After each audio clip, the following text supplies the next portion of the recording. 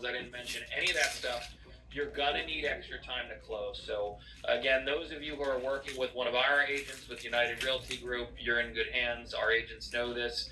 A lot of agents do not. They're going to try to push a 30-day contract. So what's going to happen is the seller's agent wants you to close as quick as possible, right? And the buyer's agent is going to want to try to do anything they can to get that deal for you. So they'll say, yeah, a 30-day contract, we'll agree to that, and they'll somehow try to talk you into it. I need you all to have this knowledge. If you're using down payment assistance, okay, you stop right there. Say, hey, if your agent doesn't know this, call us. Call Linda and I. We'll either help you, we'll refer you out to one of our agents. But you need to absolutely have 45 to 60 days to close. Yeah. And just to be clear, we can do loans quickly.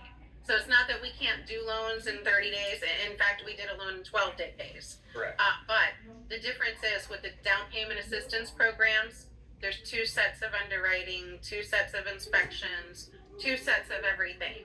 So it's like you're doing the loan almost twice, right? So that's why it takes longer. A lot of people have never in their careers done down payment assistance. When I was a brand new realtor, over 20 years, one of my very first year in real estate, I did a SHIP program. And back then the SHIP was free. It was free money. They didn't even collect it back. Now it's an interest-free loan. Right. But back then they actually just gifted the money to you, which was amazing. And then I think they got a little smart, like, wait a minute, all these people made money on the houses. We should take that money back into the program when they sell. So they did, they did switch the program up over the years. Yep. But yeah, so it's not that that certified home loans can't do it quickly. Has nothing to do with it. It's multiple. It's twofold. We can do them quickly, but we don't want to ever put your money at jeopardy. So you have money in escrow when you buy the house and when you put a house under contract. Your agent's going to say, well, how much money do you have to put in escrow? Escrow means, I wrote a contract, now I'm going to put some money down that the title company or the closing agent's going to hold. And that money it's not up for grabs, but it kind of is if you fail. So if you fail on the contract somewhere, you're going to sign a contract, and if you tell someone, I'm going to close in 30 days, but then you don't close in 30 days, that's where you have a problem.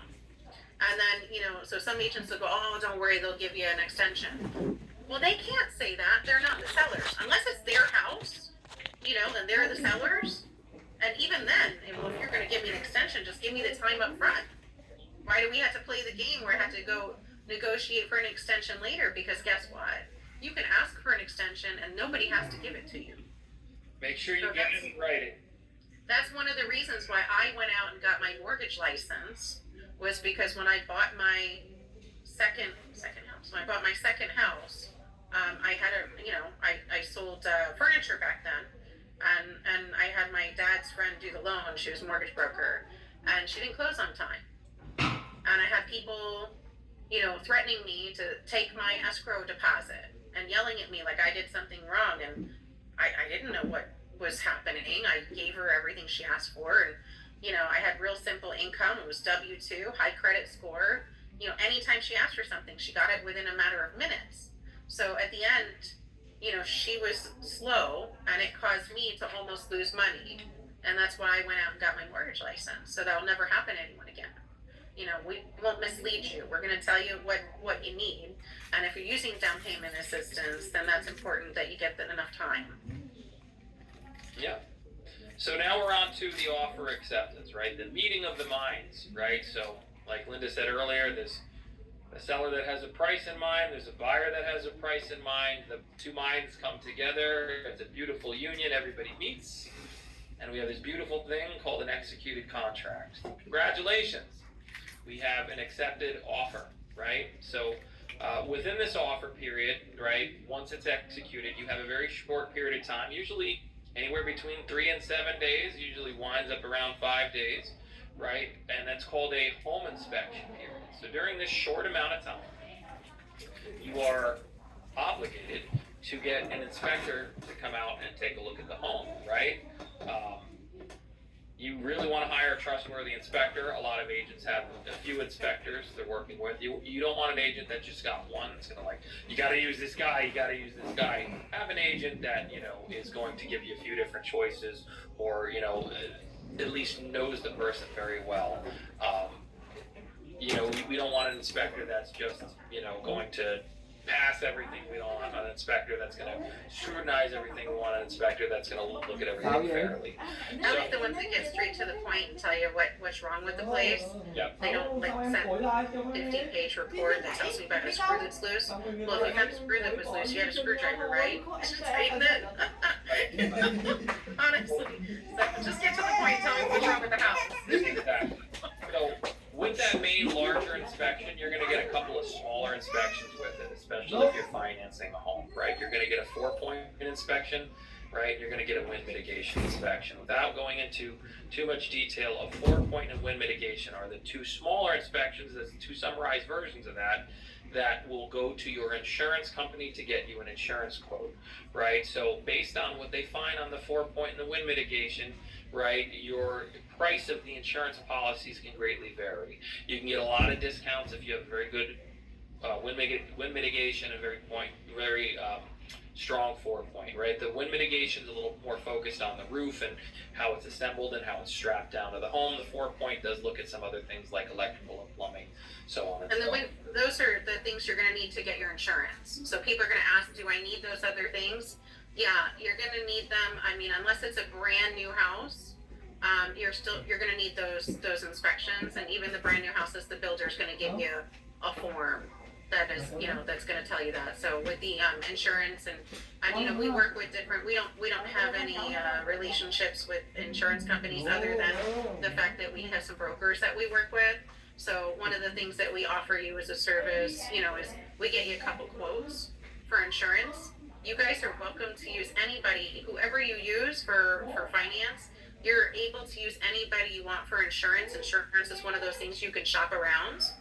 And but you will need those 4-point, the wind mit, and a lot of times they want to see an appraisal. Sometimes they'll do a cost estimator to figure out how much your insurance will cost. So just keep that in mind. And again, remember what I said. East older home is going to cost you a lot of money in insurance versus west newer home.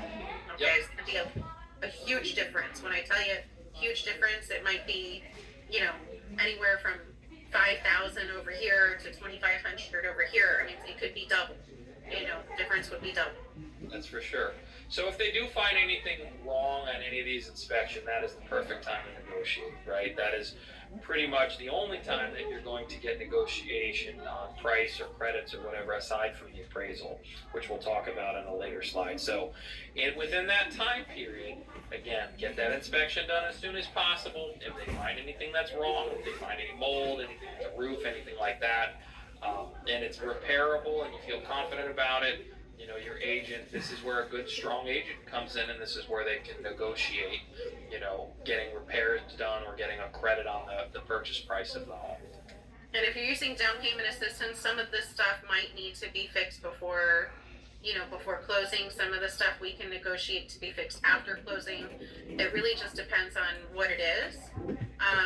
So more importantly, if you're going to use a down payment assistance, you need to pick a house that's pretty decent.